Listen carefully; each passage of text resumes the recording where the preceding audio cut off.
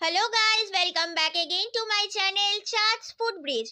কেমন আছো সবাই তোমরা বন্ধুরা? আশা করি সবাই খুব ভালো আছো আর সুস্থও আছো। কালকে আমি চলে গেছিলাম একটা কাজটা কমপ্লিট হওয়ার পর দুপুরবেলা খুব খিদে পেয়ে গেছিল। ভাবছিলাম কি খাওয়া যায়। তারপর মাথায় আইডিয়া আসলো, যদি এগ ফ্রাইড রাইস খাই কেমন হয়। যেমন ভাবা তেমন কাজ।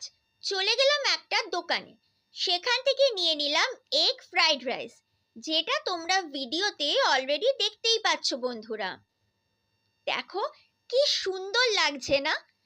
এগ ফ্রাইড রাইসটার ওপর স্যালাড ছড়িয়ে আর অল্প একটু টমেটো সস নিয়ে জাস্ট অসম লাগছিল বন্ধুরা, ট্রাস্ট মি।